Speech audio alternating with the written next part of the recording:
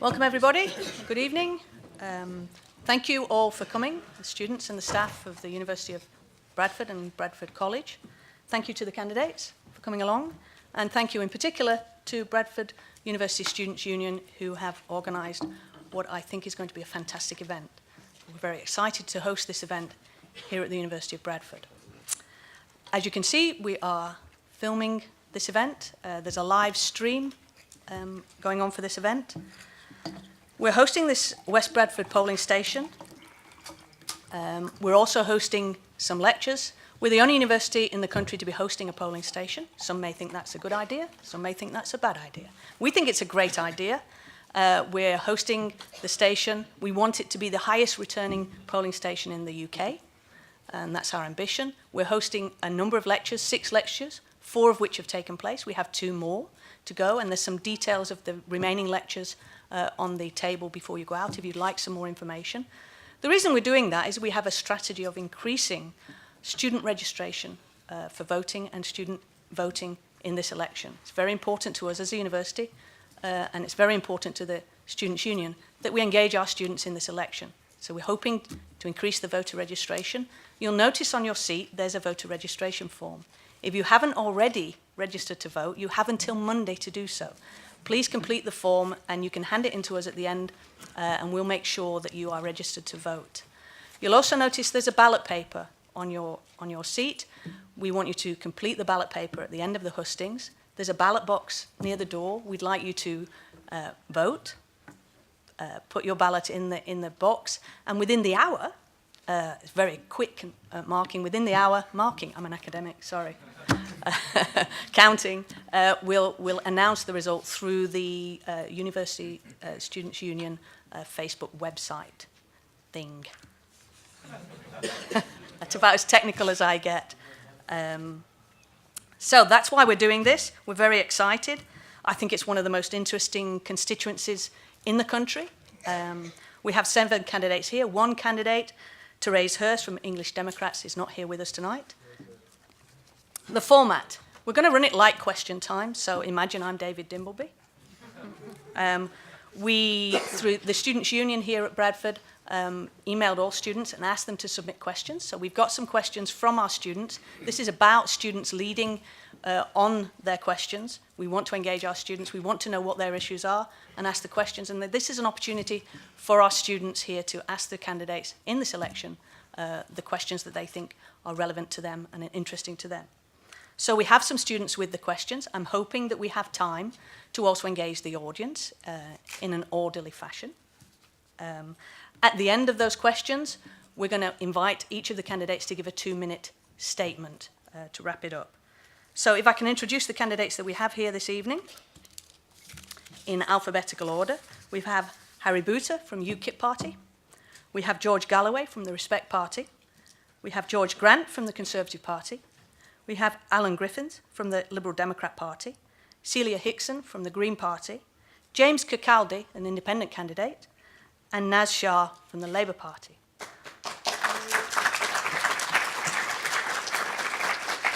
Thank you. So I'm going to start with the first question. I'm going to try to limit the time we spend on each question to about 15 minutes to enable us to get as many questions as possible. We have 7 candidates. Each candidate will be invited to answer or comment on the question. As you can imagine, that in itself, if they spend 1 minute, is going to take us to around 15 minutes very, very quickly. So the first question is a student, Liam Barker. Liam, are you here? Can we get a mic to Liam? And we'll ask Liam to ask his question. Or you'll have to shout very loudly. I'm okay shouting. So this debate is aimed at students from both the college and the university. Got the mic. It's on. So, no, it's not. Shout, Liam, shout. So Bradford College has a lot of students. A lot of students under the age of 18. How do you feel about lowering the voter age to 16? Okay, James, you were a former student here of the University of Bradford. Do you want to start us off, or we'll go this way? I mean,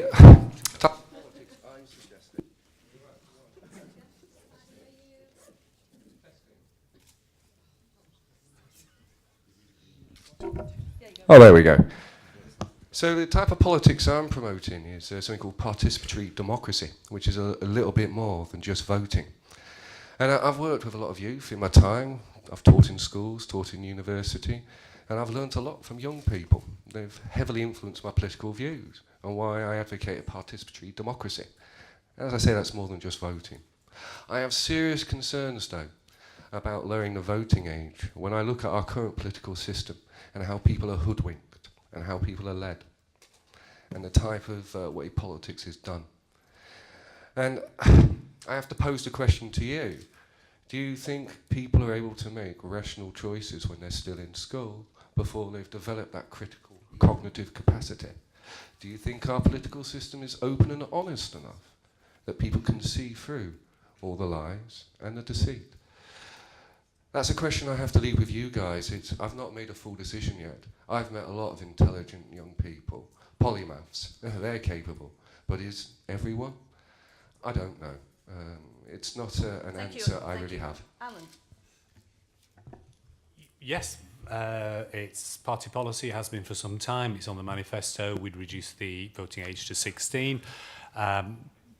In real terms, put it the other way, if the voting age is 18, it actually means that for most people, the average age of voting at your first general election will actually be 20 and a half, won't it, if you've got a 5-year cycle. So it's not exactly radical. So it's party policy to reduce the voting age to 16. I'll be all in favour of that. And it can only, in many respects, I think people are more engaged when they're younger, and actually get them engaged and into participating in democracy at an earlier age can only be a good thing. Thank you. George? Dean, it is a pity that we're in such a small hall and that there are empty chairs, because I have met hundreds of students today who have been unable to get tickets for this event. So I wish we'd had it in a bigger hall, and we would have had a very much bigger and representative audience. I strongly support the reduction of the voting age to 16, and I've seen it in action. I did a lot in the referendum campaign in Scotland last year and was credited with having some influence on the outcome, at least by the Spectator and other such magazines. And 16-year-olds were not only just voting in that Scottish referendum, but were incredibly strongly engaged in the arguments for and against Scottish independence. So I have seen the future, and it works, and the future is the reduction of the voting age to 16. Thank you, George. Celia? Well, we too have a manifesto commitment to lower the age of voting to 16. And we've seen a massive surge in our Young Greens movement over the last 6 months. Membership has almost doubled in that time, with loads of people from Bradford joining the Young Greens. As Alan says, you're likely to vote in your first election when you're about 20 currently, so lowering it to 16 to make you about 18. And Scotland has shown us the way in that young people can be engaged with politics and can, take that forward as a lifelong journey. And I think it should be encouraged. And yes, the Greens are for 16. Thank you, Celia. Naz? We've made the commitment. We have made the commitment to lower the voting age, and I think it's absolutely important because young people are the future of our nation. I think it's absolutely imperative that young people are part of the solutions and part of that dialogue in a meaningful way. I think through the colleges, through the universities, I myself didn't vote until I was a lot older, and I think I didn't get politically engaged until I was a lot older, and I wish I had done it earlier. So from my personal experience, yes, I totally wholeheartedly support it. George? For me, I think the jury is still out on this one. In principle, I have absolutely no objection to 16, 17-year-olds voting at all. I think that there are many very intelligent and politically engaged people at that age. The question is, can this be considered in isolation from other rights? Voting is the right from which all other rights stem. So if you lower the age of voting to 16, in my mind, you are potentially saying that 16-year-olds are fully fledged adult members of society. And maybe that's the right thing to do. But with that come a whole load of other responsibilities. So do you then lower the age of drinking to 16? Are you considering 16-year-olds adults in the eyes of the law? At present, that age is 18. You could even take it further. As a fully fledged adult member of society, should you be allowed to fight on the front lines of the infantry in the army, the armed forces? And I'm not sure that the answer to that question is yes. That would put us in a position with the Democratic Republic of Congo and Central African Republic effectively as having child soldiers. All I'm saying is that, yes, I think in principle it's a good idea, but it's not an issue that can be divorced from very many other considerations. Thank you, George. Harry. Thank you. I too am in agreement with George on my left here. We, as a party, are against lowering the age to 16. But what I would say is that what we should be doing with our youngsters is preparing them for politics so that by the time they are 18, they know what to expect and what politics is all about. And I think that this is disengagement going on. And if people are given the necessary education into politics, so by the time they're at the voting age, at 18, they know what to expect and what politics is all about. And we are, as a party, against lowering the age to 16. Thank you. Does anybody have any comments from the audience?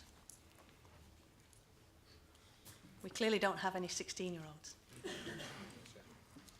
Liam, do you want to come back? Can I ask then, on all of that, for those of you who agree that the voting age should be lowered, what do you plan to do to ensure that we have citizenship lessons and so on in school so that when people reach the age of 16, they're educated enough to be able to make a sound decision based off their experience and their education rather than what the media tells them to vote for?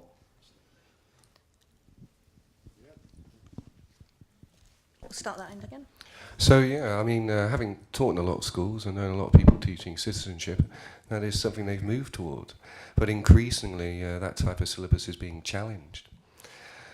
As it is, I think a lot more could be done for people to be able to read articles, and we can teach our children how to discern truth a little bit better and see through spin. And I think that's something the syllabus is going to have to engage with. It does. It touches on over into English, and you kind of see some of those skills coming from the other academic areas.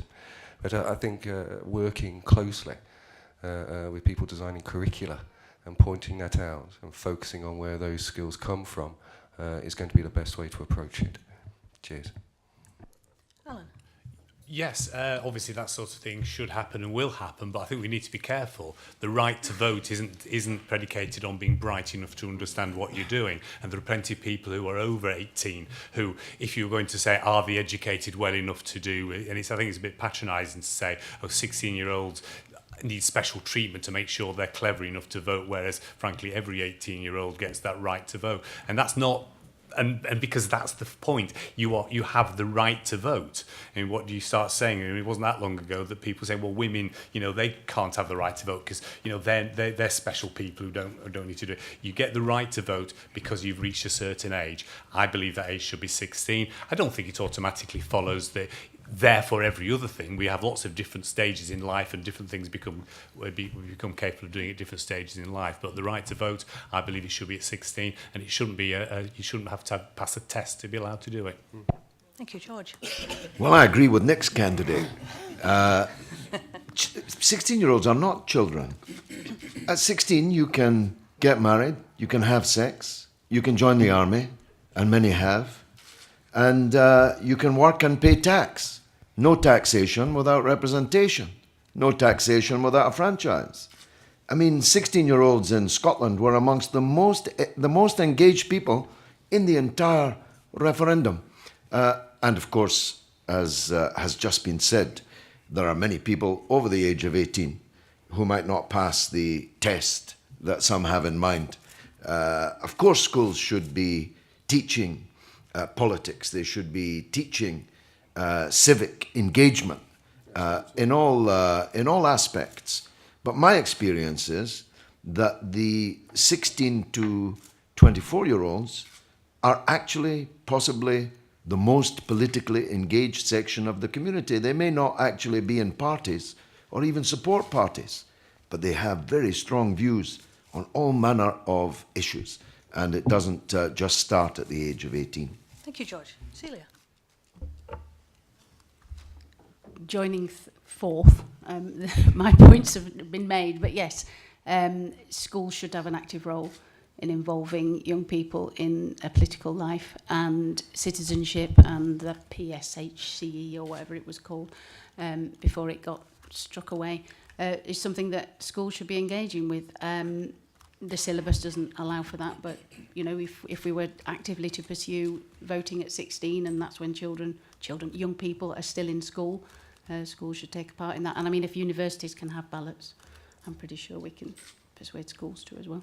Thanks, Celia. Naz? I think it's not just the schools, I think it's about parents and home as well, and I think it's about community involvement. I think it goes beyond just a school setting to teach children, just like anything else.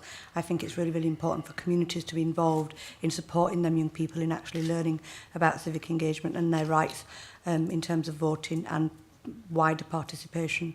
So I think it's that's how we do it, not just through the schools, but through communities. Thanks. George and Harry, you were opposed to introducing voting at 16. Let's assume that it was going to be introduced. What would you do about that? No, I wasn't opposed to it. I was simply raising a number of... I'm very open-minded to the idea. I'm just raising a number of questions around it. The question was, how would we encourage, or how would we bring this... Can I interrupt you there? So you're for or against, or you're just... have some concerns. Can we have a clarity on that? I'm for it in principle. Okay, great. I'm for it in principle. My issue is simply that you must be considered an adult in the eyes of the law. Voting is, I think, it is the entry point into adult society. Are you going to consider 16-year-olds adults in the eyes of the law? George mentioned you can join the army. Yes, you can't fight on the front line. So, in principle, I'm in favour of it. But I think where you would have to start is by a very serious consideration of those other questions surrounding it, as to whether effectively you want to make 16-year-olds adults, and that includes, in the eyes of the criminal justice system. So, as I say, I'm very open-minded to it, but I think that's where you would have to start, is by considering those questions, and once you've reached an answer on that, you can consider bringing it into law. Thanks, George. That's great. Harry? I better go and see the MOD because I've been done out for a year's worth of pension. I joined the Royal Navy when I was 17, and I served 23 years. However, my pensionable age did not commence till I was 18, and that's when you're considered an adult. And I think it's right that we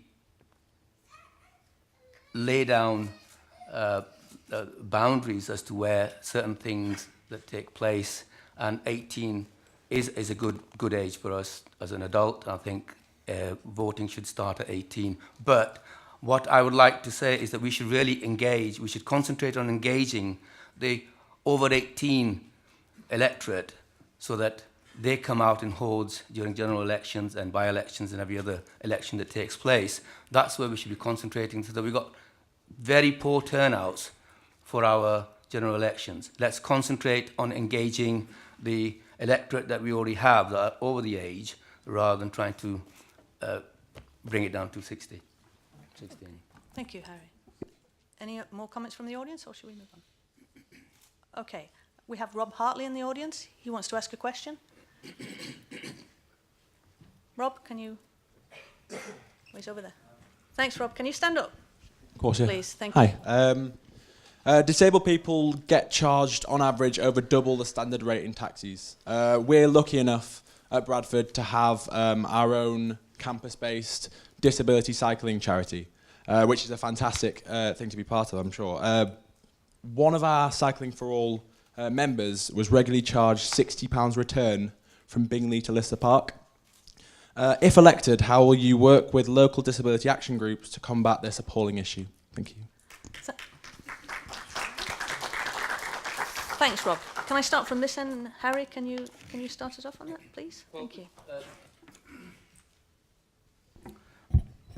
we've, in our manifesto launched there yesterday, and I think we've kind of set a gold standard for the future manifestos for the other parties to follow. And welfare and disability is our disability spokesperson, Star Edridge. She's wheelchair bound herself. So we are, as far as disability is concerned, we are very, very engaged with the disabled people. We are, we're trying to support lower cap on benefits for disabled people. We will help stop. Sorry, I've just had a breakdown. Do you want me to move on to George? Yes, please. Okay, thank you. George. Had a breakdown. Okay, we'll come back to you. Harry. Thank you, Dean. The issue, the specific point you've raised, I would have to know more about that exact concern before I could honestly give you an answer as to what I could do about that, because I don't know enough about the specifics of it. I suppose then it would be helpful, however, to talk about the broader issue of disabilities. I think this is one of the areas where it's a mixed bag as far as the record of my government is concerned. I think there are things that we can be very proud of, and I think there are things that we can be much, much less proud of, frankly. At the centre of what the government has been trying to do with disabilities is to challenge perceptions, specifically around the idea that people with disabilities cannot function as fully fledged members of society. So there have been several initiatives on this. In 2013, the PM launched something called the Disability Confident Campaign. This may be something some of you here are aware of. For those of you who aren't, it is travelling around the country showcasing to business people, over 1,000 businesses, public sector, private sector, what can be achieved to challenge those stereotypes, to challenge those perceptions. And the same is true of mental health. And I think actually Jeremy Hunt, he's maybe done some things wrong, but this is one thing that he has done right, has made this an absolute centrepiece for him, specifically around something called parity of esteem. And what this is, it's a technical term, but essentially people recognising, both within the community, by employers and also within the health service, that mental problems are as serious as physical ones. If I walk into the office with a broken arm, everyone can tell that I've got a problem, I'll be treated accordingly. But people with mental health issues, they are very often, pull your socks up, mate, you'll be fine, just dry up, and not really understanding the severity of those problems. And specifically as well, people with more acute issues around mental health, trying to make sure that people end up not in a police station, but with the care that they need. So there's been a 24% decrease in people who've been sectioned under the Mental Health Act actually ending up in a police station. So I see I've finished my time. Thank you, George. I'll have to wrap up there. Sorry about that. Thank you, George. No. Thank He's you. done my bit as well. Thank you. I really struggle with the whole idea of, because we've got somebody who's a wheelchair user, that we have got disability right. I really do. I struggle with the idea of saying, because you can't hold a contradiction, well, actually, we'll give you a blue badge to be able to park, but yet, on one hand, we need to, there's a balance to be achieved here, and I don't think the Tories have got it right. I think the bedroom tax has affected, in terms of a particular case, we'll be looking at rail fares and we'll be freezing them. That's what we have committed to, and we'll be overhauling rail fares, and we would be looking at the DDA in relation to people with disabilities. And I think under the Tory government, people with disabilities have been affected absolutely beyond it, and people where the most need has disproportionately.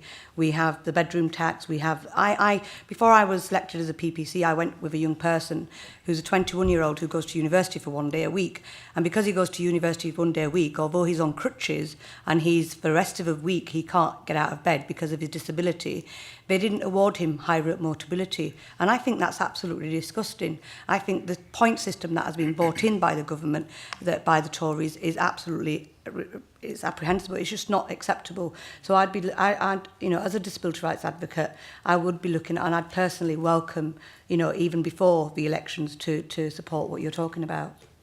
Thanks, Naz. Cecilia? Well, it's a discriminatory system your friend is operating under. To be charged £60 from Bingley to Lister Park is obscene. And I would invite you to encourage your friend to challenge that taxi firm and take it up with their local councillors and MPs. I would suggest to George Grant that actually austerity has brought worse cuts to the vulnerable in our society, and particularly people on disability benefits. Since 2008, we've had this pernicious ATOS that doesn't exist anymore, accessing people's capabilities of working and studying. And they have made decisions that have been challenged all over the place, but they've made life very difficult for lots of disabled people. The Greens would pledge to increase disability living allowance because we feel that actually, as a person with disabilities, you do have additional costs and those need to be met. So, yes, I would say that we're a very disabled-friendly party. Like Harry, and George, we have many disabled activists within our organisation. So, yeah, we're increasing DLA, and we'd support your friend to get cheaper taxi fares. Thank you, Celia. George? Well, Labour introduced ATOS, and the Tories have made it worse. The Tories and the Lib Dems introduced the bedroom tax, and Labour supported it, and took 4.5 years to commit themselves to repealing it. Now, the answer to the specific question is that it must be illegal. The discrimination that the questioner has cited must be illegal.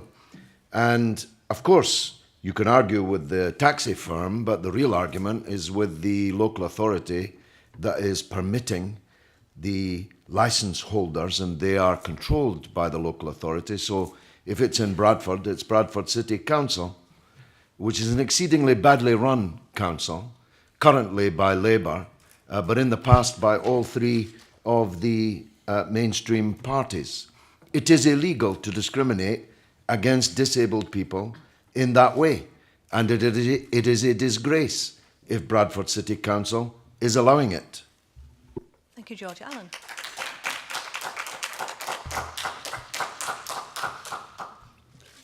Thank you. Yes, I mean, in answer to the actual question, of course, if elected, I would work with disability rights organisations, with anybody who wished to work with me, because it's something I'm very concerned about. In 30 years as a GP, I've seen the practical effects of the decisions made about disability living allowance and about work capability assessments, and some of the absolute nonsense that's gone on there, particularly, just to cast back to something that George was saying, in the area of mental health. If it's difficult enough for people with physical disabilities to show their problems, people with mental health disabilities, they get possibly, arguably, an even worse level of assessment. Just to say, it's absolutely equality is important, and it is entirely wrong that disabled people should not be discriminated against. But you've got to be a little bit more positive of that, because, and I suspect it may be the case in the situation in your site, it's not about there's no overt inequality, but some of the additional costs, some of the additional difficulties which people with disabilities have to deal with. No, it is not just about the overt inequality, but those additional costs are just not counted at all, and those have to be dealt with. Okay, thanks. James? I mean, I tend to agree with George on it. It's disgusting how disabled people are treated. So I'm going to address this on 2 points. On the, was it train fares you were talking about? Fare taxing, yeah. It's very hard to address this issue when it seems to be a cross-party attack on disabled people. When I looked at the DPAC protest down outside Westminster, and I saw over 100 police officers encircle a load of people in wheelchairs, so they couldn't be seen. Absolutely disgusting. The same's here with work for people on mental health. I have a friend who was a graduate here, very bad mental health, and he went for assessment. The criteria for assessment were as follows. If you don't attend your assessment, you're sanctioned. If you attend your assessment, you're showing that you are able to engage in the world and therefore don't have a cognitive impairment to not work. Damned if you do and damned if you don't. He appealed that and won. But because these cases aren't reported enough in the media. People don't know the precedents, and so there are a lot of disabled people who aren't able to get access to that. So one of the things I do working with disabled charities really to lobby a lot more, set up protests, direct action, embarrass them and shame them, so the media have to take note. The precedents are out there, and things could begin to change. Thanks. Thank you, James. Yeah, Harry. Thank you. Whether it's physical disability or mental health, and from my own perspective, I have been looking at the mental health issues with the veterans side of things, and I would like to champion this, the whole disability debate across the board, but in particular, I'm going to champion the veterans and the mental issues that we are let into society with. And I've been trying to propose what I would call a psychological decommissioning before we are released into society. Having served for 23 years, you're taught to either kill or be killed, and then you're released into society. I think we need some help as well, and I will champion whether it's physical disability or mental disability on those bases. Thank you, Harry. Rob, do you want to come back? No? Any comments from the audience? No? Okay, great. Can we then move on to the next question? Question 3, Sophie. Sophie Wheeler. Can you just wait a couple of minutes for a mic? Sophie Wheeler's next question, I think, is on housing.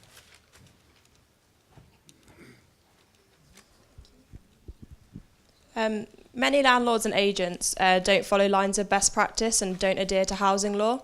They fail to respond to tenants and in a reasonable amount of time, and sometimes refuse to deal with them at all. They don't respond to disrepair matters, and many take advantage of vulnerable students, especially international ones.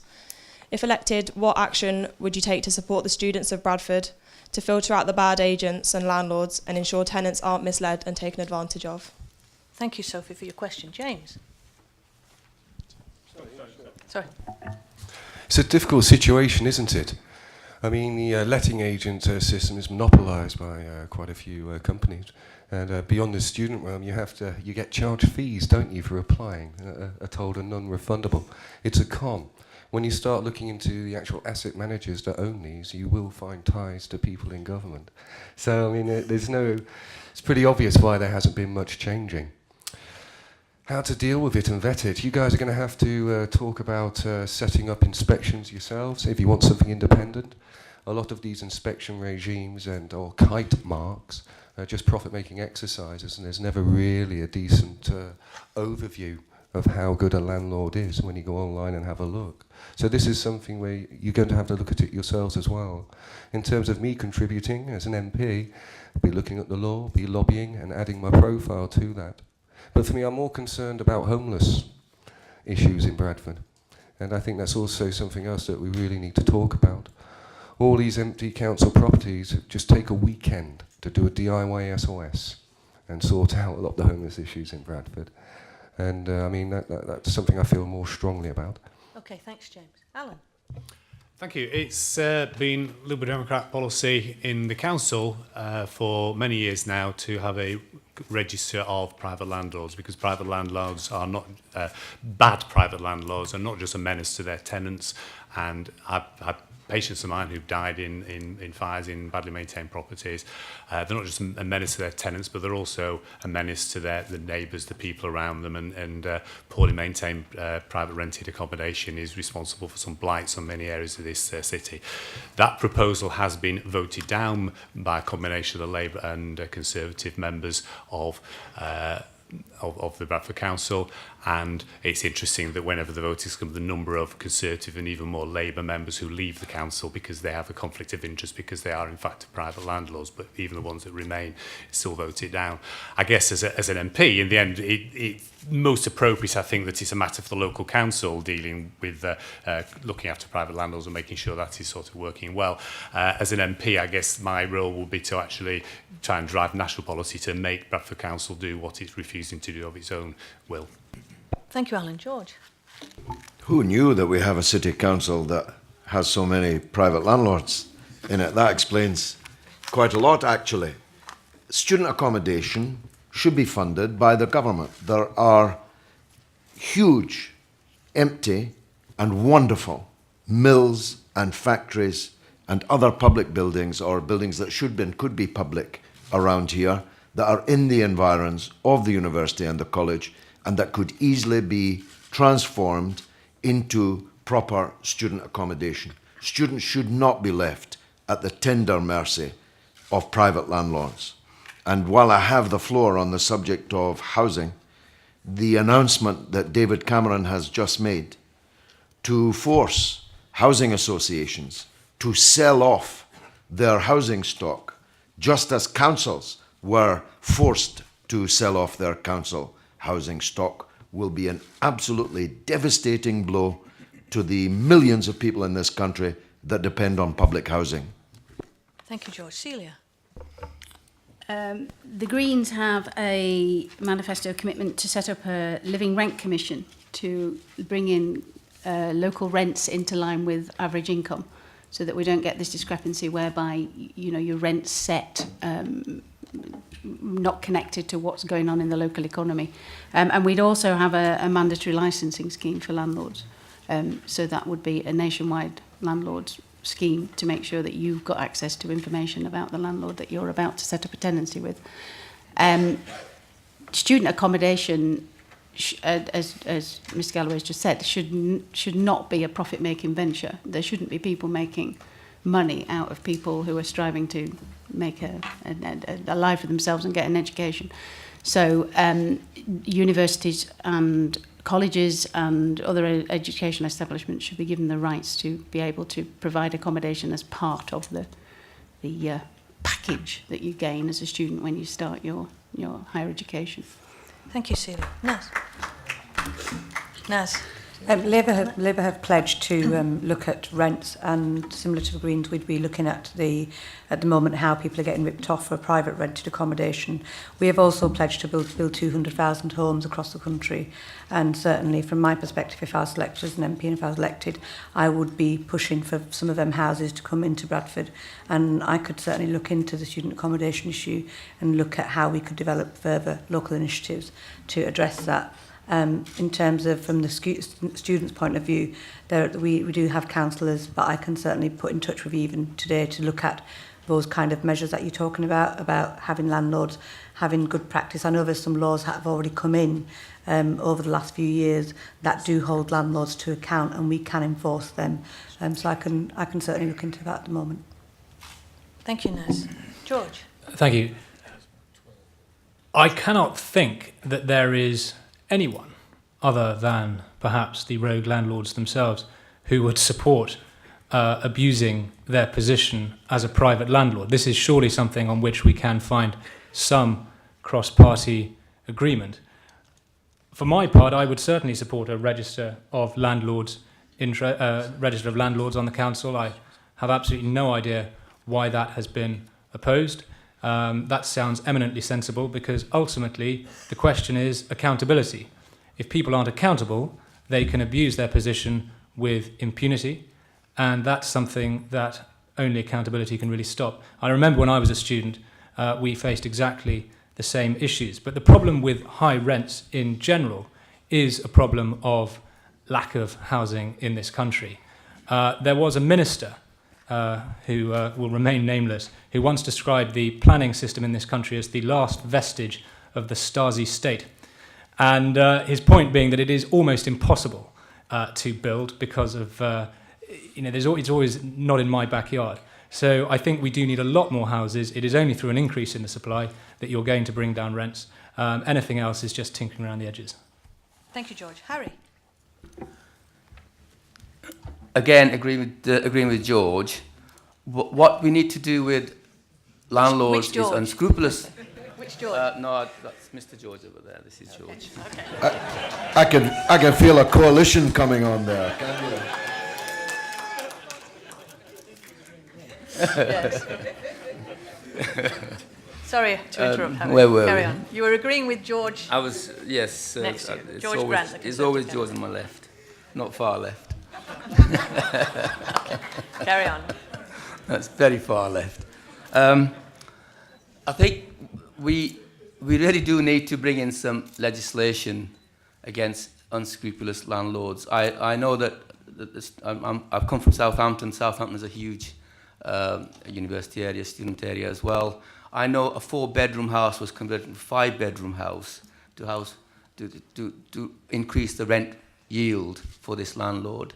So they cram as many people as possible into buildings, and then there is no comeback. You know, you should have the right to complain to a body, and then that body investigates unscrupulous landlords. So that's what we need to do, to look towards have a redress, an organisation that redresses your concerns, and that should be the way forward. Thank you, Harry. We have many students in the audience who are in student accommodation of varying types. Does anybody have any comments, any questions further for the candidates on this issue?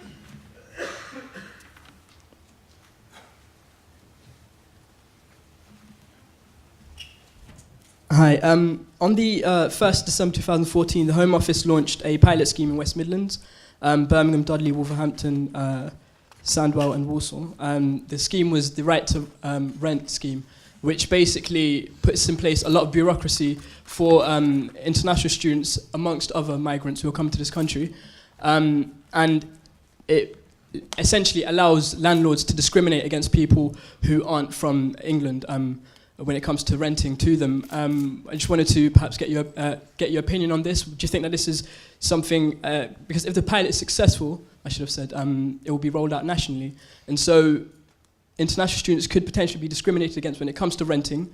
And that is a massive problem because sometimes rent is cheaper in private accommodation rather than halls. So what do you think of this? And do you disagree with it? If so, why? And if you agree that they should continue this right to rent scheme, like...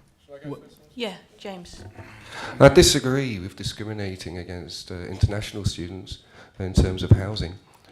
I think the issue is there is enough housing. It's a redistribution issue. There is enough housing. It's just that increasingly fewer people own it. And there are plenty of properties that we can just break open, do up, and house people in. And if people vote and have a mandate and put their boots on the street, you can just do it, and you can call the bureaucratic bluff of the council. It's happened in Todmorden, where people have done guerrilla gardening, technically illegal, but they've just gone ahead and done it, and the council's been fine. Same can be done with housing. Thanks. Back on the student housing issues. James, sorry, Sorry. We need to move on. Alan, sorry, James. Yeah, really stupid idea, and I mean, international students are a huge benefit to this country, and making life more difficult for them is short-sighted in the least. Thank you, George. Indeed, I agree with next candidate. It is incredibly short-sighted to discriminate against international students.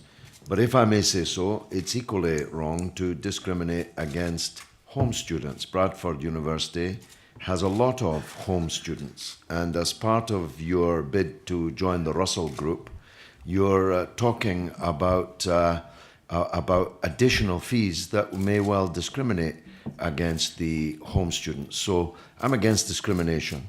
Stop, full stop, against home or international students. And the worst thing of many things that Mrs. Thatcher did was introduce these astronomical fees and other obstacles for international students in Britain. It's in our interest to bring people from abroad to study here, who then go home, make purchasing decisions, join the government, be part of the consuming classes of the countries from which they came, and have a fond memory of their education in England. Just seems to be common sense to me. Thank you, George. Celia. Indeed, it seems an incredibly short-sighted policy to try and put barriers in the way of people who are travelling many thousands of miles to enjoy our high-class education system. I do hope the pilot fails, and I hope that it's not something that becomes part of the burden of becoming an international student in this country and persuading people that perhaps we're not the place that they want to study. That's me done. Thank you. Thank you, Celia. Nez? I'd absolutely be against anything that discriminates against anybody, and students in particular. National.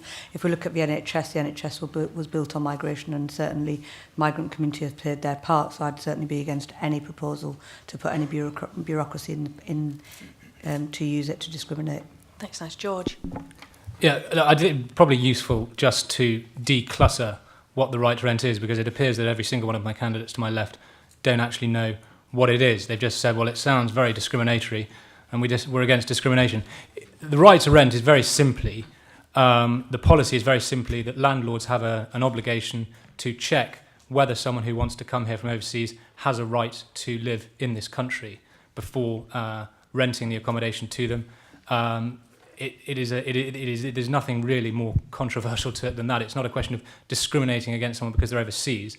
It's a question of, do they have the right to live in this country before renting them a house? Everyone has a right to a home. Thank you. I'm going to let Harry... And to that end, everyone has a right to a home. Every person in this country should not be discriminated against for whatever reason. Discrimination is discrimination, full stop. And foreign students are the most vulnerable of the lot, and I think they should be, as I've mentioned before, they should be on the campuses or colleges and universities. They should have an organisation in place to cater for the foreign students, especially because they have a lack of knowledge of the environment around them, and Thank you, they Harry. should have a point where they can go and complain to. That is important. Thank you, Harry. I've got one question there, and then another question there, or a comment. Thank you. Can't hear. Yeah, this is more of a specific question for George Grant. Last November, there was a debate in the Commons on landlords and a bill to block revenge evictions. This was successfully filibustered by his colleague Philip Davies, MP for Shipley. How does he feel about that, given his views just now? George, we've got a question for you. Well, this would have to be one of those occasions where I would disagree with my colleague Philip Davies. Philip is one of the most rebellious members of the Conservative Party. It's not a crime to not toe the party line.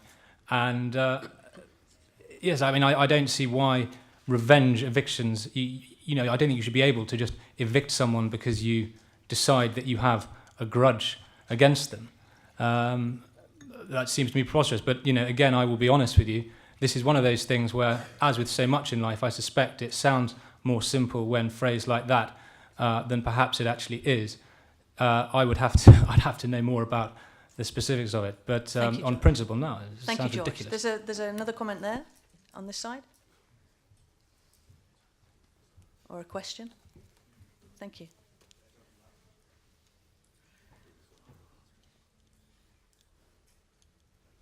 Thank you. It's a couple of comments, actually.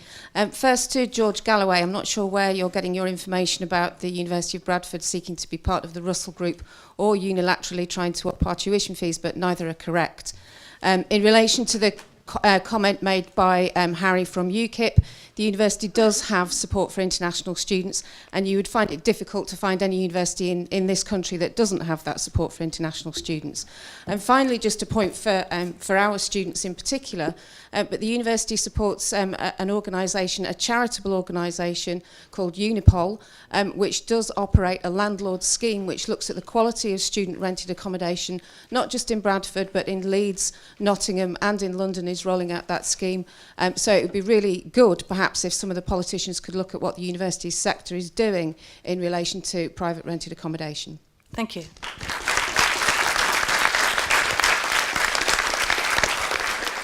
Thank you very much. I think we'll move on to the next question. Question 4, Samaya.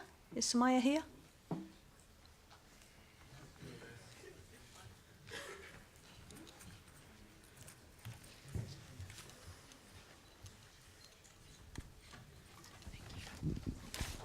Thank you, Samaya. The recently fast-tracked Counter-terrorism and Security Act, making prevent a statutory requirement for universities, has been criticised by many as an irresponsible piece of legislation, and with the possibility of being incredibly racist in its implementation. If this is applicable to you, how did you vote in Parliament? And how will you support the student community and those involved in activism on campus who are consistently sidelined and viewed as a threat by fringe pressure groups? Thank you. Thank you for that question. We're going to start from the right this time. Harry, do you have a comment, answer to that question? Thank you, Smaya. The prevent strategy, what is it designed for? If it was to prevent, it was to prevent other things rather than just a Muslim related terrorist, anti-terrorist ideas. We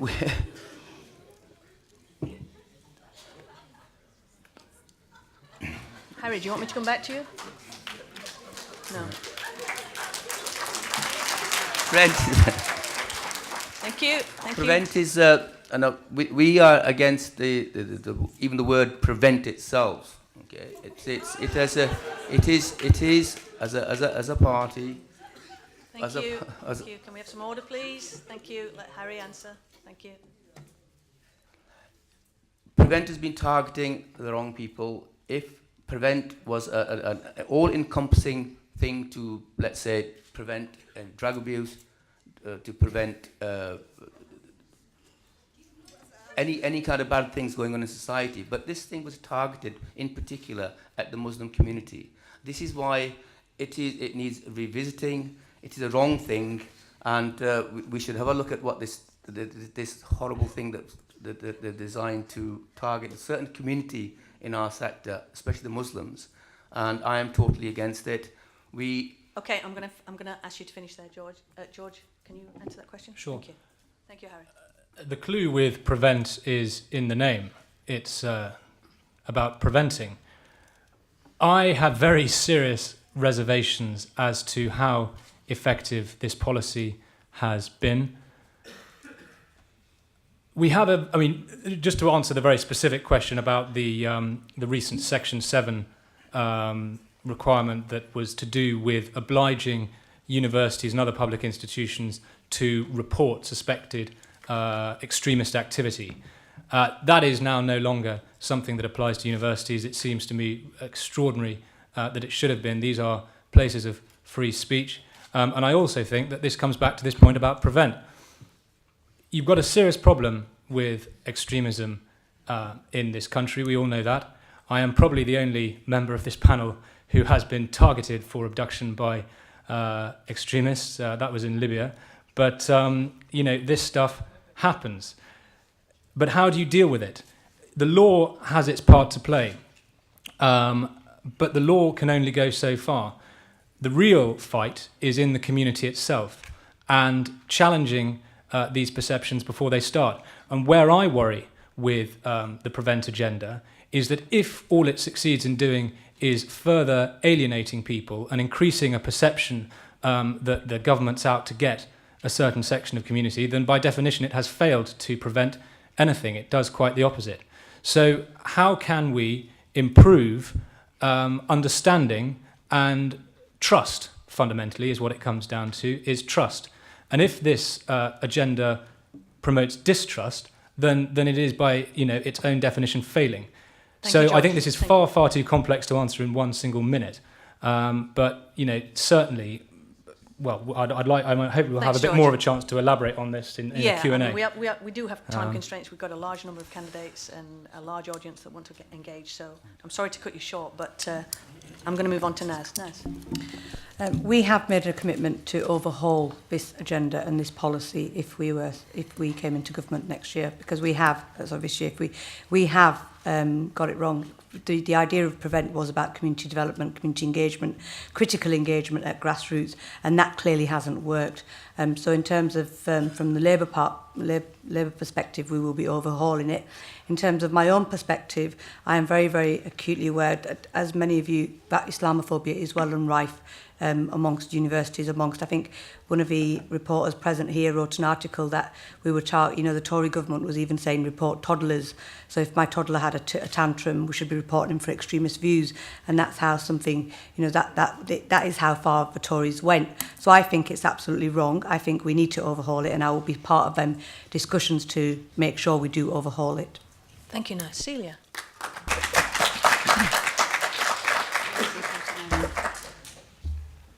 The Prevent legislation has failed. It hasn't prevented radicalisation, and it's spent a lot of money putting focus on people who didn't need that focus put on them. Caroline Lucas, our Green MP, voted against this legislation in the House of Commons, and it's not part of our agenda in terms of equality, liberty and justice. So we are all for reviewing and reassessing the kind of legislation that came out of the coalition government.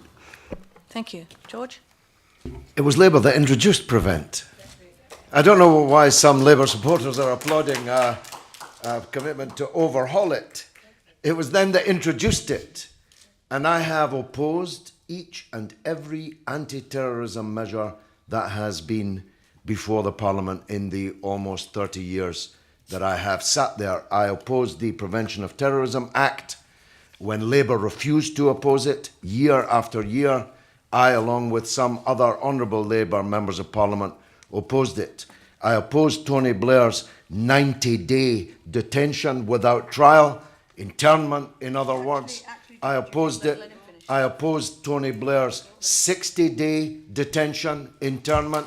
I opposed Tony Blair's 30-day detention, internment. And I was there, the only person there, on the third reading of this counter-terrorism bill, shouting no when Labour refused to divide the House and allowed the measure to go through unopposed. Thank you, John. Alan? Yes, Prevent clearly hasn't worked. There are many who would argue that it's made things worse. Whatever the intention is alleged to be is clearly seen as stigmatising a section of the population, as alienated a section of the population, and has almost certainly made things worse. And obviously I wasn't in the House of Commons, but if I had been, I would have probably been shouting along with George. Thank you, Alan. James?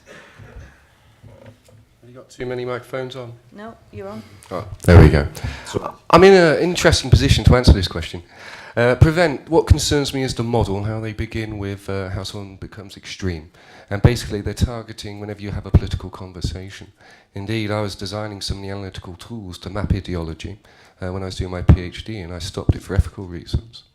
Second point. It is a sleight of hand to say that Prevent is directed at the Muslim population. It isn't. If you look at what ideas are considered extreme and who's on the extremist database, includes members of the Green Party, Lord Jenny Jones and several other councillors as well. When I stood for the Green Party in the local elections last year, I got back from the official account and was raided by the anti-terrorist police. And they look very much like them, not like the regular bobbies. I'm not a terrorist. All I say is that we have a debt society, interest on loans is wrong, climate change is a major issue, and I want a proper democratic society. You say that, like moderate Muslims do, people from Green, what political activists say, you're on an extremist database.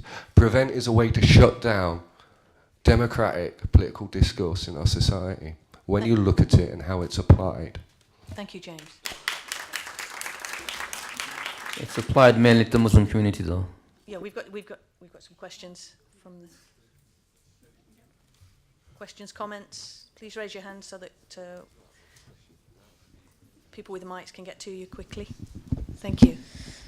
I think a lot of you actually missed. I'll stand up. Not that it makes much of a difference. A lot of you missed.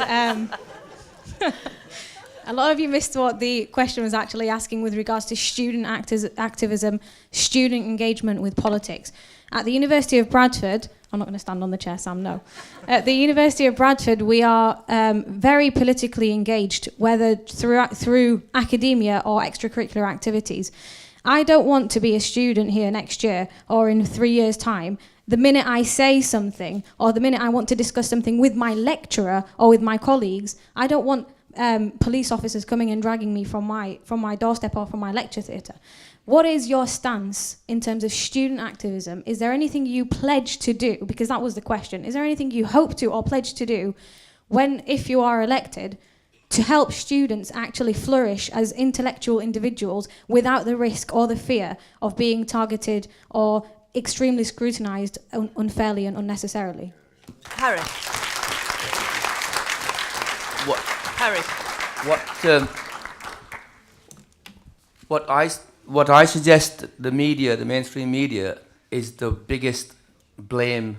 They have to take on the biggest blame for what has been going on amongst especially the Muslims. When you have a look at, I've been since 2005 saying that when a Muslim commits and does anything, his religion is always mentioned, and anybody else that whether either kills, murders, blows anybody up, no, the religion is never ever mentioned. It's only when a Muslim does it do they start to mention the person's religion. I think the media has to stop vilifying and start, if a person commits murder or does any crime, it's the person, right? Not his religion that's doing it.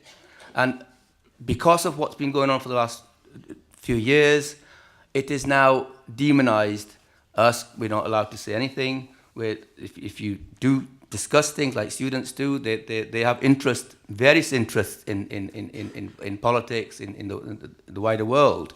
They should be free to research without being any fear of any comebacks whatsoever. Thank you, Harry. Thank you. George. I agree with what Harry said about the media demonisation. I think that is one of the biggest issues around inflaming suspicion and inflaming mutual distrust. I've also got to say, though, it is so much easier to criticise something than to propose a meaningful solution. George here has said as some sort of badge of honour that he has opposed every piece of anti-terrorism legislation in the House of Commons. Well, when you've never had to take any real responsibility for anything in your life, it is easy to do that. But when you are a government and you are governing, it becomes rather more difficult. And I challenge anyone here to devise a policy that will be problem-free with an issue that we know is a huge, huge problem, not just in this country, but around the world. I have made very, very clear that more than the law, the issue is challenging perceptions, challenging this lazy racism, the casual demonisation in the press. I think, to answer your question once again, in universities, people should be allowed to say what they like as long as they're not inciting violence. I'm very glad that universities are excluded from that. But I just come back to this final point. It is so much easier to sit on a platform and say, well, I've opposed everything with hindsight. It's ironic, though, isn't it? Than it is to actually find a meaningful solution to something. Thank you, George. Naz. From my understanding, you didn't actually vote, George, on the counter-terrorism bill according to parliamentary records. Neither did you vote on potential 88-point-something% of a time that you could have done in Parliament in the last year and a half. In fact, you only debated 6 times since 2014 in Parliament, and one was on education, a few times on education. No, Naz, can you answer the question, please? I would personally pledge I will be taking parts in the voting system, where all these things are decided. So I would play my role as a parliamentarian. I would also use my voice to represent the constituents through the voting process, through the process that is given to parliamentarians. And I will personally pledge to engage with students and the universities to make sure that that was meaningful engagement and carry that message all the way through to Parliament. Thank you, Naz. Celia. Universities should be a place of debate and learning and stretching the boundaries and having people press forward the issues of the day, and to suggest that these things should be somehow controlled and curtailed and overseen and watched is vaguely creepy. I think we need to release this box that's been put around our young people, if this is how they're feeling around their education and the way that they're interacting with their studies, it's desperately sad. And I feel that we should be moving forward to give a voice to the people who are saying that they feel in this desperate situation. Thank you, Celia. George? The problem with prevent is that it isn't preventing anything. It's actually creating more extremism, more radicalization, more alienation, more people jumping on aeroplanes to Turkey to try and get across the border into Syria, and more people being lured onto the rocks of separatism and extremism and violence here at home. Now, George was nearly kidnapped in Libya by extremists. How did those extremists get into Libya in a position to kidnap you, George? Because you supported the bombing to pieces of Libya. It was Tony Blair whose attack with George Bush on Iraq sent extremism cascading everywhere around the world. It was Tony Blair that tried to lock Muslims up for 90 days without charge. So don't talk to me about counter-terrorism. It was Labour, and the Tories have continued it, who have spread extremism throughout the world by their policy of invasion and occupation of one Muslim country after another. Thank you, Alan. Alan. I'm going to make a radical departure and answer the question here. Thank you. I was a student in the late 70s. You may find it hard to believe. I was a student in the late 70s, and the big issue then was no platform for fascists and racists. And I was fairly unpopular among.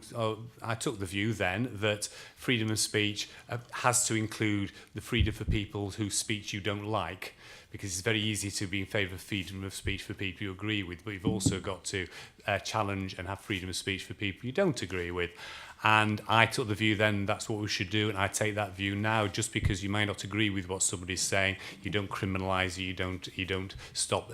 In universities above anywhere else, that's where these ideas can be challenged, and I would certainly pledge to do everything I could to make sure that university remain a place where speech can be free and where it can be challenged in a civilised fashion. Thank you, Alan. James?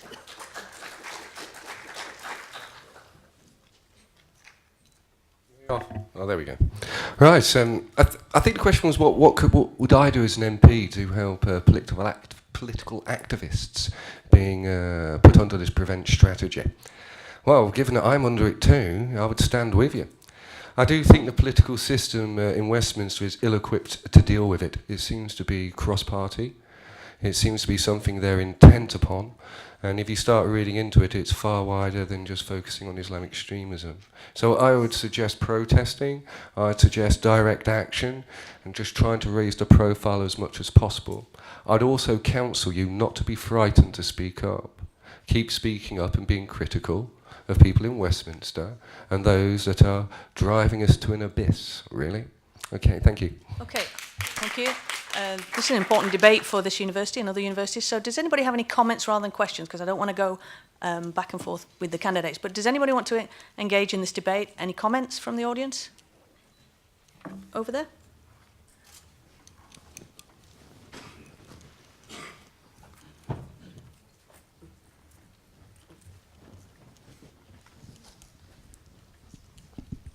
I'm not sure whether I misunderstood you, George Grant, but you said that universities were somehow exempt from the section. Could you just explain that a little bit more? Because as far as I'm aware, universities still have a duty to prevent people being drawn into terrorism, and that kind of really overlaps with a lot of the safeguarding responsibilities that universities have and things like that. Because as far as I'm aware, it's still...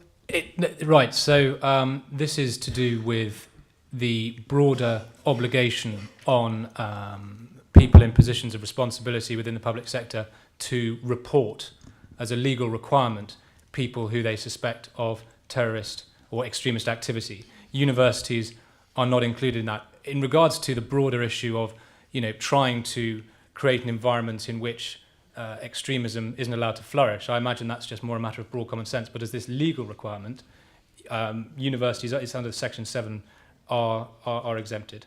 Okay, thank you. Thank you. We had one more comment, and then we'll talk about it afterwards. We're going to have one more comment, and then we're going to move on to the next question. There's a comment over here on the left-hand side. Yeah, thank you. Hello.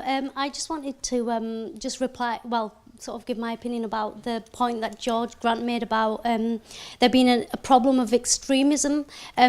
The thing is, it's not really a problem of extremism. It's actually, extremism is a symptom of the fact that a lot of BME communities feel alienated from all mainstream parties. The parties like UKIP, for example, who demonise people who don't look white. That's the actual problem.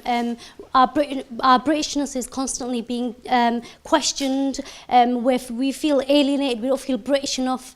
We always watch programmes that question and look at immigrant communities as though we're these, out of this world, out of this universe sort of things, when in fact we're as British as white people. So the fact that you have obviously these people from BME communities joining all of these fights in Syria and wherever, it's actually it's just showing that actually we don't feel British enough because our Britishness is constantly being questioned and challenged. And so, yeah, that's... Thank you. Thank you very much for your comment. OK, I am going to move on now to the next question. Can I just also say that George Galloway's comments about the Labour Party candidate is also part of the problem as well. I mean, what he said about... I'm not going to get into that debate right now. Thank you. Thank you for your comment. No, we're going to move on to the next question. No, we're going to move on to the next question. Thank you. And can we have Umar? Umar, you have a question for all of the candidates. Thank you. Is he here? Thank you, Umar. What is your stance on free higher education? Can you repeat that? I don't think the candidates heard that. What is your stance on free higher education? Okay, James, was it free when you were a student here? I don't know. I don't wish that to sound rude. I do apologise. I've only got a short bit of time. Sorry. I think university education should be free. What we gain from it as a society and as a culture is invaluable. I've watched Bradford City, and I've been at this university for a long time, and I've seen it flourish. I think the burden of fees is a heavy one, and it plays into this debt society. With most people who aren't from affluent backgrounds, you're going to end up with a lot of debt.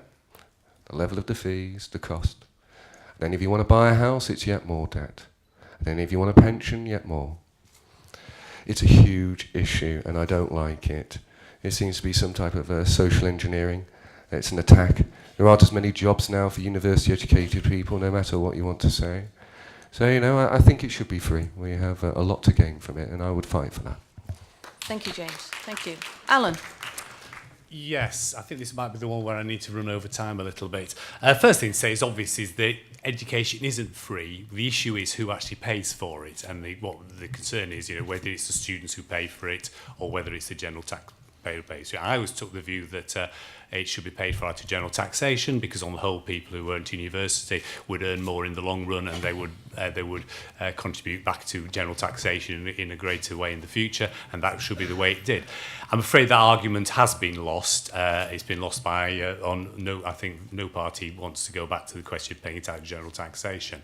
The current situation which we have at the moment, which is a significant improvement on the situation where the Labour Party left us with, is that, of course, nobody pays anything up front, that you don't start paying anything back until you earn over 21,000, and for many people, they won't pay any significant amount back at all. If it's been labelled a graduate tax with a sort of capitation contribution to the university on the basis of the number of students they had, it would have almost had exactly the same effect, and nobody would have been quite as exercised about it. The current situation, the Labour Party policy is to reduce fees to 6,000. That will benefit, of course, the students who are better off, or rather the students who go into better off employment, and it will not benefit the people who don't go into such well-paid professions in the future. Now, you might wonder why that's the case. I can't believe the Labour Party are stupid enough not to realise that that's the case. However, it can only be that they want to seek a headline at the expense of helping the people who actually they claim to want to benefit. Okay, Alan, thank you. George? Well, I never went to university. I never was a student. I worked from a very early age until now and paid taxes, in part to pay for other people's higher education, and I was happy to do so. And I paid for Tony Blair to go to Oxford University entirely free and get a student grant to enjoy it with. That's how big-hearted I am. And so when he, having promised not to do so, in 1997, promptly broke that promise and introduced tuition fees, I could not support it. I recall vividly the Chief Whip, then Nick Brown, regaling me at the door of the No lobby, saying, "You can't vote against the government so early. You can't be a rebel already. It's only £1,000, he said. But I said, it's the principle, not the £1,000, and the £1,000 can only go upwards, as indeed it did, to £3,000. Then the Liberal Democrats and the Tories tripled it. And now Ed Miliband wants to cut a third off it. It's a classic case.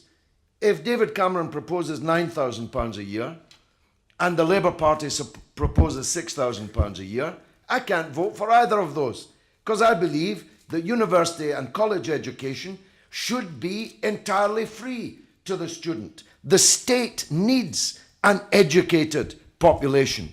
It's an investment, not a cost. The state should pay for it. Thank you, George. Thank you. Celia? Well, George, you'll be voting with the Green government when we're in. Omar, it's a very good question. We are going to abolish tuition fees. We're the 6th richest nation in the world. We need to invest in our young people. We need to invest in our economy through giving people a quality education. We're also going to reinstall the maintenance grant. We're also going to take away, abolish student debt. Student finance, whatever that organisation's called, is going to disappear. We are a wealthy nation. We've had an ideologically driven austerity drive over the last couple of years. David Cameron has repeatedly said it's no longer about the deficit, it's more about the power of the state and its existence. So we feel that this is completely wrong and it'd be a radical change, but we're also going to increase university funding to 1% of GDP so that humanities and sciences can be brought back into balance, because universities were making decisions about what courses they could run because of the funding that lay behind it. So we're going to change things around. I got a free education, totally free education, and was given money to go to college and then on to university. And I feel that that should be something that's available to all our young people, regardless of your parents' wealth. You should be able to get an education. Thank you, Celia. Naz? I think for me there's a couple of points here. One is the abstaining from voting. So in effect you're propping up the Tory vote and the Tory government by not exercising that vote, which I think is a travesty of justice. I also feel, in terms of the Greens, when we looked at the manifesto, I'm not sure how that would pay for that free education. We are where we are in terms of how they would balance the books. In terms of a Labour manifesto, what we are saying is we would cut £3,000 off those tuition fees, and it is a absolute fiscal manifesto in terms of we wouldn't have to borrow anymore. We are where we are in terms of financial crisis that we've had since 2008. We have to get out of a deficit. So we would be cutting tuition fees, and that's as far as we can go at this moment in time, and I'm sure that would be reviewed. I'm not, as much as in an ideal world, yes, we would have free education, we would have free for all at all points, but we don't live in an ideal world, unfortunately, and pragmatic decisions have to be taken. Thank you, Naz. George? Well, finding a person who'll thank you for charging them more for something is rather like finding a drama-free election in Bradford West. Very rare. But I will tell you why I support the tuition fees. And it is not because I'm a Conservative It is because of my own experience as a student. I was at Edinburgh University where I read history.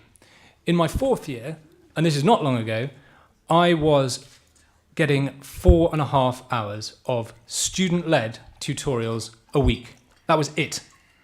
It was absolutely ridiculous.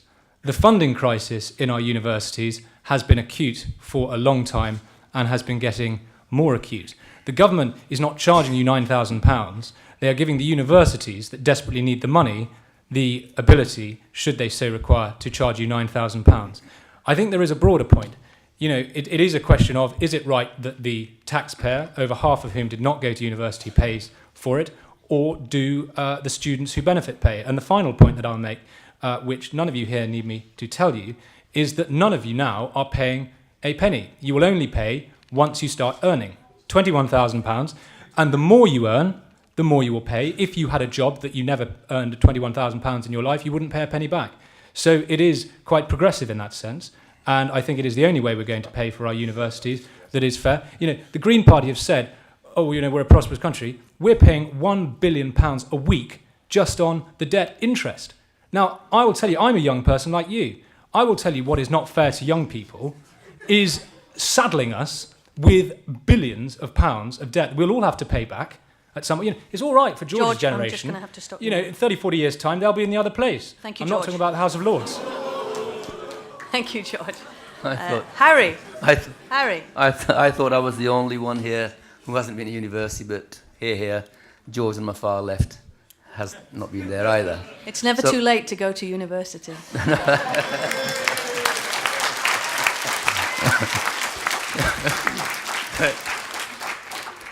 And the Green Party is saying that they will abolish the tuition fees. I welcome the Green Party stance on this, but I don't know how they're going to pay for it.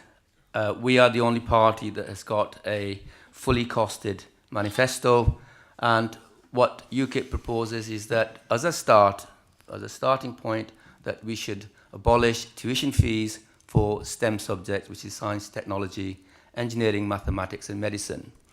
Right? These should and work towards complete abolition in the future. But as a starter, we are proposing as a fully costed manifesto promise that we will get rid of tuition fees for STEM subjects.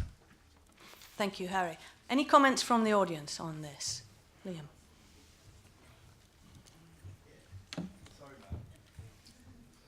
Free gym membership for him.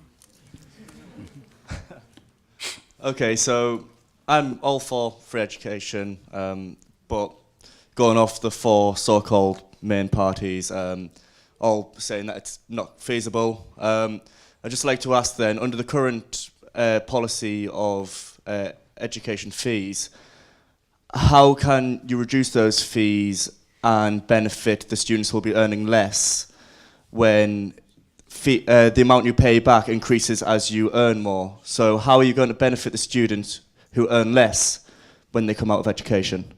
Okay, can we have another question at the back there? Thank you. Yeah. My question is to George Grant. How much did you pay to go to university? Okay, one more question. Bushra, did you have your hand up? It's a comment, not a question. You're in Bradford, guys. At Bradford University, you have a large BME population. Many of them are Muslims. A lot of Muslims believe that you can't take a loan if there is interest incurred. So when someone tells me that you guys don't pay a penny to go to university, I'm sorry, I turn back at you and say, my father had to fork out for 4 of us to go to university because we can't take loans. And this is a system that is absolutely unfair. Yes, the government tried to consult... The government tried to consult people, and the consultation was very successful, but no one did anything with the data. Okay, we've got some more comments or questions back there, and then I'll come back to the candidates. Is it on? Okay. Well, basically, you're saying that we won't... If someone comes out of university with £21,000 debt, how is anybody able to afford that? A graduate who comes out of university doesn't even earn that in the first year. So that statistic is absolutely ridiculous. Can I respond? No, I'm just going to take some more comments. Sorry, and then we'll have a big response. Any more comments? Thank you. I'll let you respond in a minute, John. There, and then one more there, and then we'll go back to the candidates. This is just for Harry. Isn't UKIP basically Thatcherite? So how would you get rid of tuition fees? Okay. I think there was one more point over here, and then we're going to come back to the candidates. Thank you.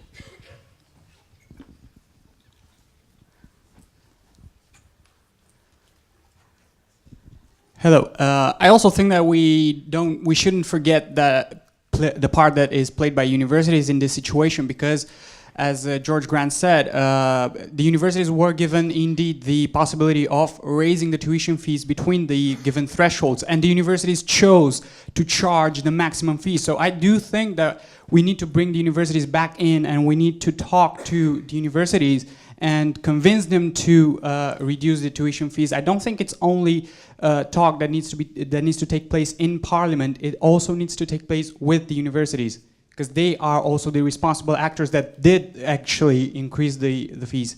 Thank you. Thank you. So if we have a roundup then from the candidates on this issue, James, I'll start with you. Thank you. Okay, just to begin, I tend to agree. I do think the loan system is very exploitative. And I'm afraid to say the simple fact is the jobs are not there, I'm afraid to say. The economy is not in a good place. It's on a knife point. The climate issue is far worse. There's a 5 to 15 year window to transition. When you take those things, this idea of being able to go into a career path and a job so you can service such huge levels of debt is a bit of a non-starter. It is a big issue. I see hope though, because right at the top they are talking about debt jubilees. Debt jubilee is a cancellation of debt. It's happened before. That's something that is being discussed and something I would promote. On the comment on working with universities, that's going to be required, very much so. There's going to have to be negotiation. There's going to be a better focus on making knowledge work and doing patentable technology in order to hopefully fill in the gaps there. Cheers. Thank you, James. Alan. Thank you. Hello? Yeah, you're on. Yeah, I'm on. I think other people are okay. That's certainly not. Anyway, just very quick. First of all, 2 practical points to make. One is that... just wait a minute, Alan. We're not... We'll try it again. Thank you. Yeah, I'll switch off again. Right, we'll start from the beginning again. Sorry about 2 practical points to make. Whatever the concerns that people talk about, it is the case that more people are going to university, and more people from disadvantaged backgrounds, including BME backgrounds, are going to university. So some of the stuff that's been put around about how terrible and how exploitative the fees are, the people who are actually applying for university are bright enough to work out that it's a pretty good deal. In answer to the specific question about how do you help poorer students or students who go into less well-paid occupations, the answer is you don't do that by reducing the fees. That helps the better off students. You're quite correct. The way to deal with that would be to increase the point to which you start paying fees, so bring the income trigger for paying the loan back to a high point, and bringing the point to which you stop paying fees towards back, and that would be the way to sort of reduce the costs over time. Thank you, Alan. George? If tuition fees are such a good deal, why did Nick Clegg pledge in blood prior to the election in 2010 that you would abolish tuition fees? But now they've suddenly become a good deal. This is a rich country, as Celia said. This is a country so rich that both of the main parties, Labour and the Conservatives, have together jointly pledged to spend £100 billion on a new generation of nuclear weapons. That's how rich we are.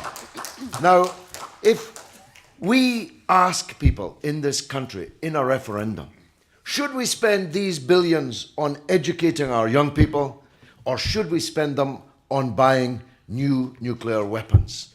I tell you, the Conservatives and the Labour Party would be left embarrassed, because virtually nobody in this country wants to spend £100,000 million on nuclear weapons. So you want to know how we pay for it? We pay for it by scrapping nuclear weapons, stop sending armies abroad to invade other people's countries, and start lifting tax from the richest people and the richest corporations who are avoiding or evading it under both the Tory and the Labour governments. Thank you, George. Celia. In reply to Harry, and when he said we're not sure how we're going to afford this, our manifesto is fully costed, and I think you'll find that most manifestos currently are. As George has said, we are in a position at the moment where we're making a decision about renewing Trident. The Green Party is fundamentally against a deterrent that, if we used it, would wipe out the entire planet. And that's 30 years worth. Sorry, 100 billion pounds we could save over the next 30 years. And along with closing tax loopholes and tax evasion, we can afford to educate our young people. It's not beyond the bounds of possibility, and I would hope that you would bear that in mind. Thank you, Celia. Naz. When we're talking about students not being able to pay their debt back, what I would say is we have to create an economy where you can't just address issues of tuition fees without addressing the issues of a wider economic development in the communities and in the region. What Labour would pledge to do is devolve 6 billion every year through the local enterprise partnerships and create regional banks. If you strengthen businesses, then you will have the jobs and you will create a culture of an economy that's thriving. If you have a thriving economy, people will prosper, students will prosper and get on the job market. They will then be able to pay those debts back. In terms of when when young people can't pay debts back, that will be paid by the government ultimately. And at the moment, it's a £261 billion debt if we leave student fees as they are, because the average debt that a student leaves with is £44,000. So we will reduce that by a third. So if we're going to end up picking up the bill anyway, we might as well do it where we give people a better chance, a real chance of actually being able to pay that debt back. That's the Labour policy on this. Thank you, Naz. George. Just to answer two of the questions that were directed at me, I think the lady back there perhaps misunderstood. It's not a question of the amount of debt that you end up with being £21,000. £21,000 is the salary threshold beneath which you won't pay a penny of that debt back. It used to be £15,000 under the previous Labour government. It's now £21,000. And then it is graded above that by degrees. So the more you earn, the more you pay back. If you only ever earned £20,000, you would never pay any of it back. That's what I meant about it being quite progressive in that sense. You know, it is so easy, as I say, once again, just to oppose things. But you have to find the money from somewhere. Now, you know, George has mentioned, tried to link this to the independent nuclear deterrent. We don't have. I've got 30 seconds on the board there. You know, it's just an exercise in populism. You can't link those two issues in that way. Finally, on James's point about the economy, that we've got no new jobs created. We've created more jobs in this country in the last 5 years than in the other 27 countries of Europe. Thank you. Yeah, that is not a bad record. Thank you. Thank you. Harry. If I had a credit card as big as the coalition's, I could create lots of jobs and I can promise all sorts of things. But unfortunately, I don't have that kind of credit card. And to answer Celia's question, our manifesto was independently verified, and that's the difference. We didn't do it in-house like most of you do. And to say that all manifestos are costed, we're trying to find out where the Tories are going to find the £8 billion that they keep promising they're going to put in the NHS. Our manifesto is based on our exit from the EU and the savings that we make because of that, and also the foreign aid, £9 billion savings from the foreign aid. So all our manifesto promises, pledges are fully costed and they are doable. Thank you, Harry. Okay, I think we've come to the end of the time we have for questions and comments. I'm now going to ask each of the candidates to give their final 2-minute statement on the question really that you're all probably pondering: why should you vote for them? I'm going to do it in alphabetical order. So alphabetical order is Harry. Can you provide us with your 2-minute statement on why we should vote for you in the Bradford West election? Thank you. Thank you, Chair. How can we build a united Britain if certain people, and more importantly, some of the other parties represented here, don't believe in Britain? It starts with us. We must believe in ourselves and in our country first, patriotism is nothing to be embarrassed about, as some of you have been made to believe. My belief is that we must work towards looking after number one first and not feel ashamed in doing, because if number one is okay and healthy, we can look after the rest of the world wherever humanitarian help is needed. Barring any immediate disasters, let us cut our foreign aid, which is costing this country nearly £1 billion a month. It makes no sense at all to borrow ourselves on the UK credit card in order to pay other countries so they can have better lives. When, as a veteran myself, it hurts me so much to see my comrades who have been discharged without any kind of support network, sleeping rough and are homeless, having served our Queen and country. I am one of the fortunate ones, but not without consequences, as I do have to live with the scars of wars and family separations, the consequences of life in a blue suit. Immigration is not a taboo with UKIP. That would be foolish even to contemplate, else I wouldn't be sitting here in front of you today. No, all we ask is that we look after our little island and limited resources we have. We cannot expand ourselves, services, housing, schools overnight. Let us grow the country at a manageable rate so that we can create harmony amongst ourselves and not discord. That can only come if both those on the left and right have the same vision as UKIP, and that is to believe in ourselves, believe in Britain. Come join us and let's build our nation without the shackles of EU. Thank you. Thank you, Harry. George Galloway. Well, everyone's seen the panel here in the audience tonight and online. Everyone will make up their own mind as to who is parliamentary material and who is not. And I'm content to allow the electorate to decide that on the 7th of May. And I'm confident about the result. I have been a member of Parliament in 6 parliaments, and I hope to make it 7. I keep winning elections. Labour don't like it, but I keep beating them and beating them well. And there's a reason for that. But in the last 3 years, I have moved to Bradford, 66 Wetley Hill, if you want to pay a call. I have a surgery every Saturday morning. That's every Saturday morning at 2 Grattan Road. And my phone number, I say on screen, is 07894 585 465. And you can call me, as many do, or text me at any time of the day or night. I have tabled more motions and questions in the last 3 years than any other Member of Parliament in the whole of Britain. In fact, I've tabled more motions and questions in Parliament than all 5 of the other 4 Bradford MPs put together. Something like 80%, just less than 80% of all the references to Bradford in Parliament over the last 3 years were tabled by me. And I have put Bradford back on the political map that for decades the other mainstream political parties had left it. When I got here, there was a hole in the ground called Westfield, and now there's a Westfield. Labour, in charge of the council, would have left it as a hole year after year. When I got here, the Odeon was shrink-wrapped and falling down. Now it's been saved.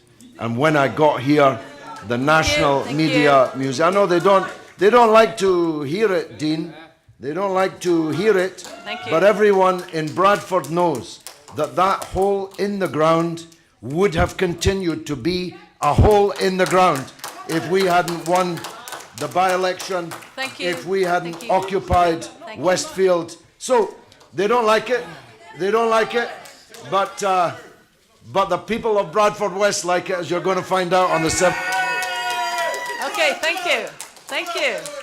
Thank you. Thank you. Thank you. George Grant.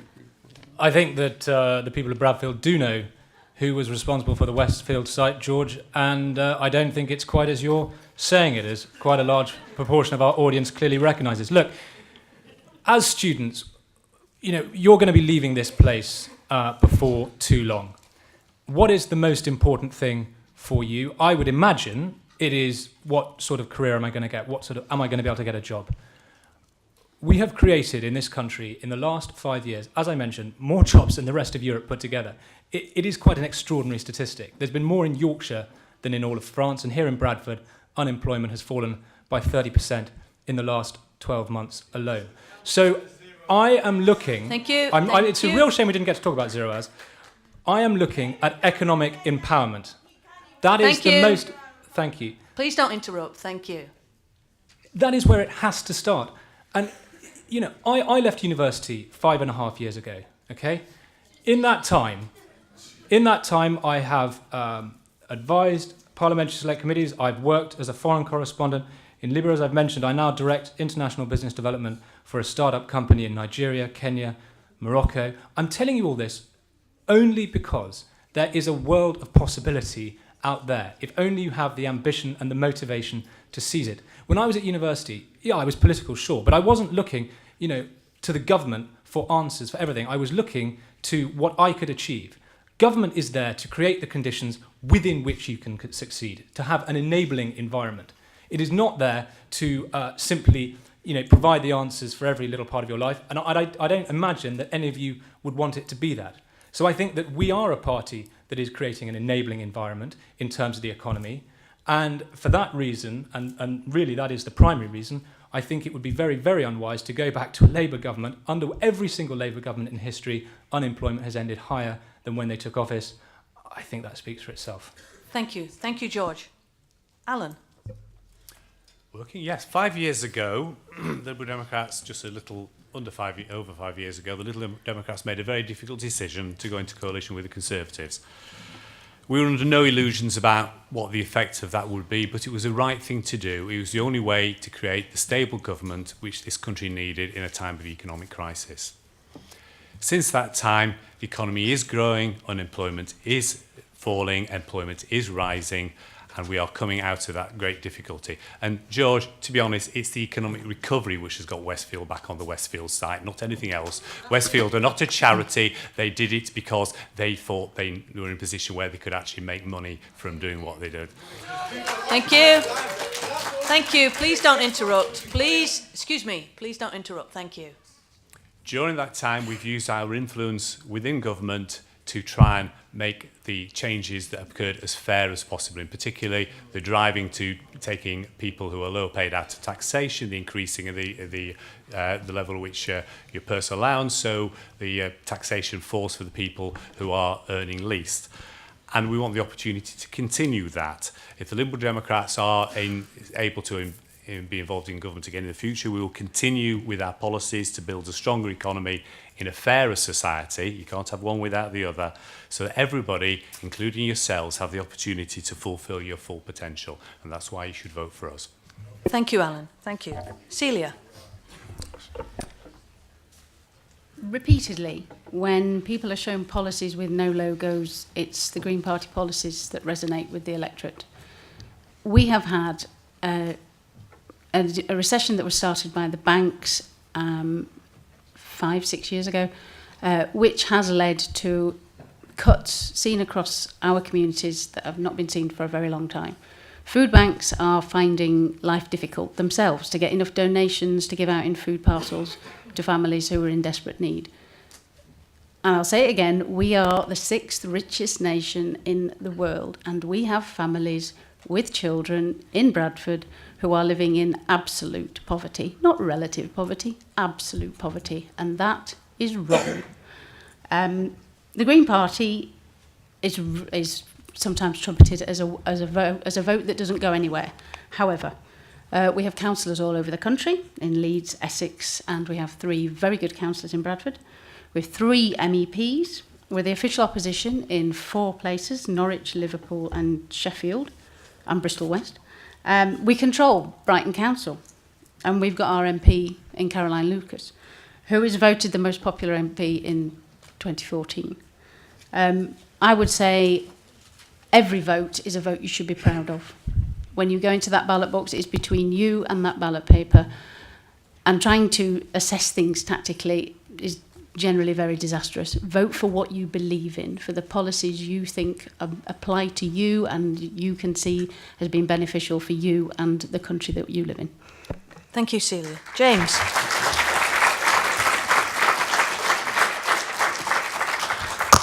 I think there's a crisis in the party political system. I think the nature of political representation needs to change, and what it is to be a political leader needs to change. We have to start representing everybody's interests rather than specific ones, and that's impossible to do with a party political system. As an independent candidate, I'm in a unique opportunity to put in place systems such as liquid democracy and to consult with you better on how I should vote in Parliament. But if you have a look at my website, independentbradford.wordpress.com, that's all one word, independentbradford.wordpress.com, you'll see some of the policies I've suggested. The first one touches what Celia talked about. I talk about the idea of community farms, and it relates to the issue of food banks, it relates to the issues of falling standards, and the fact that even those with full bellies are filling those bellies with cotton wool. It might as well be. To continue, if you have a look at the Community Farm Project, you'll realise that when our experts talk to us about climate change and how pressing it is, not even the Green Party have the courage to tell it like it is. Our experts are telling us we are going to have to grow our own food. Go check out the research, go check out my site, I'll be providing links for you. It is that bad now. A few weeks ago, I believe the Gulf Stream even got disrupted and backed up against the eastern seaboard in America, pushing up sea rises by 5 inches. We have methane burps going on in Siberia at the moment, which has alarmed a lot of people, and the same occurring up in the Arctic. In fact, there's a Swedish and Russian research team who went out there. People are panicking about it, and rightly so. We have to move to grow our own food. We have to start doing it locally and moving to green jobs. But I'm the only one talking about proper ways to do it. And if you check out my site, you'll see some of the ways I suggest we can. Thanks. Thank you, James. Naz. Thank you. I'm not a career politician. I'm a community activist by background. I chair a mental health charity and have been an advocate for people with disabilities. So I'm not here because of a career in politics as such. What I want to do is influence politics and influence the system as it is, because I don't think it's working. What I will do if I'm elected in this election, I will vote on more than 11% of the issues that are presented in Parliament. I will be visible and I will be living in Bradford. I live here with my children. I have lived here. And unlike others who, if they weren't here, if they do not win the election, I will still be here, carrying on, doing the work I've got to do in Bradford to reduce inequalities and provide leadership and be involved with the community. I will work within the national frameworks and structures, because on my own, I can table 300 EDMs every year. The problem is I need to have debate. If I'm not part of that debate and I'm not part of a structure, how is that going to be debated and how is it going to actually influence policy and change? So I will be there doing beyond just tabling motions. I will be engaged more than 6 debates in 18 months.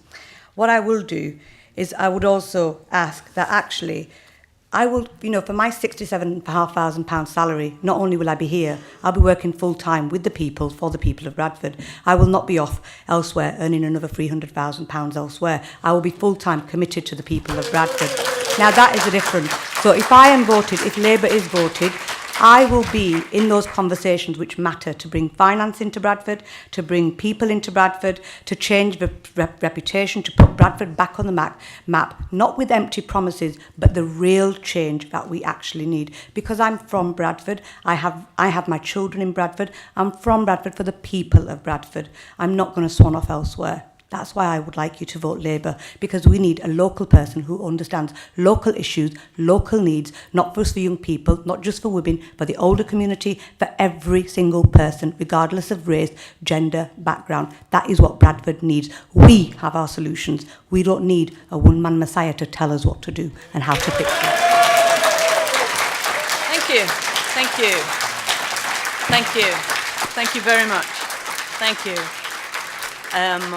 I think we've had a great debate. We have focused on the issues that are relevant to our student community here, around student housing, student fees, tuition fees, around prevent and free speech on campus, around voting age, and around disability issues. I've really enjoyed it.